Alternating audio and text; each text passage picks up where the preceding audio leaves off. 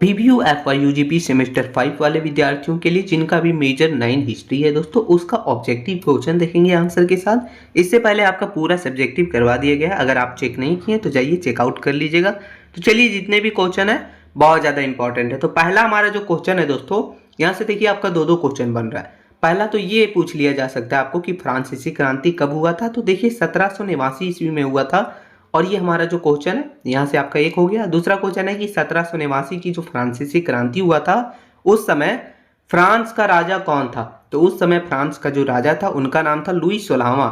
तो देख सकते हैं 10-15 मतलब 10-15 और 1-16, ठीक है, ये लुई 16वां इनका नाम है, वही उस समय राजा थे। चलिए आगे, क्वेश्चन नंबर दूसरा हमारा दोस्तों कि सोशल कॉन्टेस्ट पुस्तक के लेखक कौन थे। तो ये पुस्तक के लेखक जो है वो रूसो थे। कौन थे? रूसो।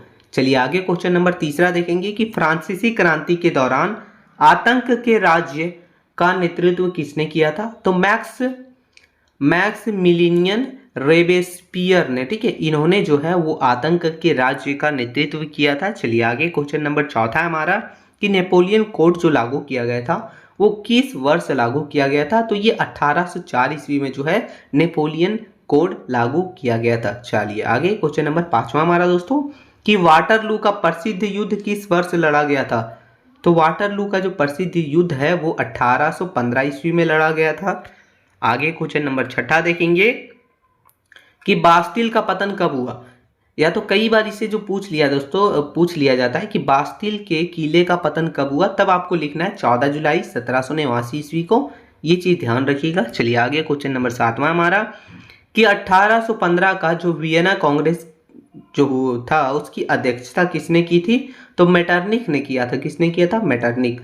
आगे क्वेश्चन नंबर आठवां हमारा कि मेटरनिख किस देश का चांसलर था। और ये जो है ये क्वेश्चन पहले भी पूछा जा चुका है, इसलिए आपको ये कर लेना है। तो ये जो है ऑस्ट्रिया, वहां का ये चांसलर था, उसी देश का चांसलर था। आगे क्वेश्चन नंबर 9 हमारा हो गया कि यंग इटली नामक संस्था का स्थापना किसने किया। तो ये जेसेफ मेजिनी जो है, उन्होंने जो है वो यंग इटली नामक संस्था का स्थापना किए थे।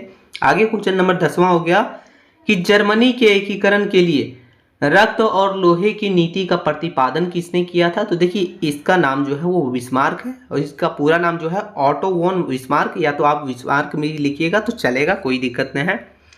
आगे क्वेश्चन नंबर 11 हमारा हो गया कि बर्लिन कांग्रेस किस वर्ष आयोजित की गई थी। तो बर्लिन कांग्रेस जो है वो 1878 ईस्वी में जो है आयोजित की गई थी।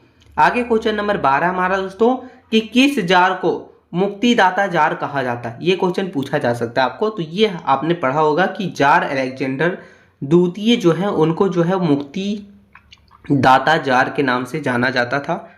आगे क्वेश्चन नंबर 13 हमारा हो गया कि 1882 में त्रिगुट संधि, यानी 3 देशों का जो त्रिगुट संधि हुआ था वो किन किन देशों के बीच हुआ था।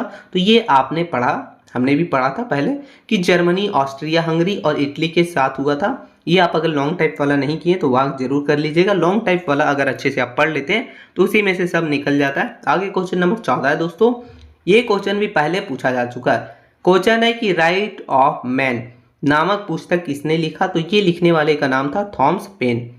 चलिए आगे क्वेश्चन नंबर 15 देखेंगे मित्रों। क्वेश्चन नंबर 15 है कि नेपोलियन बोनापार्ट किस वर्ष फ्रांस का सम्राट बना था। तो नेपोलियन बोनापार्ट जो है वो 1804 ईस्वी में जो है वो फ्रांस का सम्राट बना था, फ्रांस का राजा बना था। चलिए आगे, क्वेश्चन नंबर 16 हो गया कि लाल कुर्ती नामक सेना का गठन किसने किया था। तो लाल कुर्ती नामक सेना का गठन जो है वो गोरीबॉल्डी ने किया था। किसने? गोरीबॉल्डी। आगे क्वेश्चन नंबर 17 हमारा है दोस्तों कि इटली के एकीकरण का मस्तिष्क किसे कहा जाता है। तो इटली के एकीकरण का मस्तिष्क जो है वो कावूर, यानी कि काउंट कावूर को कहा जाता है। नाम ध्यान रखिएगा। आगे क्वेश्चन नंबर 18 हमारा हो गया कि जार अलेक्जेंडर द्वितीय ने रूस में भूदास प्रथा का अंत किस वर्ष किया था। तो ये 1861 में जो है भूदास प्रथा का अंत किया गया था जार अलेक्जेंडर द्वितीय के द्वारा। आगे क्वेश्चन नंबर हमारा 19 हो गया कि लुई 16वां को मृत्यु दंड कब दिया गया। तो इसे जो है 21 जनवरी 1793 ईस्वी को लुई 16वां को मृत्यु दंड दिया गया था। क्वेश्चन नंबर 20वां देखेंगे दोस्तों कि कानून की आत्मा नामक पुस्तक के रचयिता कौन है, यानी इस पुस्तक को किसने लिखा है। तो मोंटेस्क्यू ने, ठीक है, मोंटेस्क्यू ने। चलिए आगे क्वेश्चन नंबर 21 की ओर चलेंगे। क्वेश्चन नंबर 21 हमारा दोस्तों कि वियना कांग्रेस में वैधता का सिद्धांत किसने प्रस्तुत किया था। तो टेली रेड जो है उन्होंने जो है वियना कांग्रेस में वैधता का सिद्धांत प्रस्तुत किया था। आगे क्वेश्चन नंबर 22 हो गया कि 1866 का जो सेडेवा का युद्ध हुआ था वो कौन कौन से दो देशों के बीच लड़ा गया था। तो ये पर्सा और ऑस्ट्रिया के बीच लड़ा गया था ये युद्ध, सेडेवा का युद्ध, जो कि 1866 में लड़ा गया था। तो यहाँ से आप समझ सकते हैं।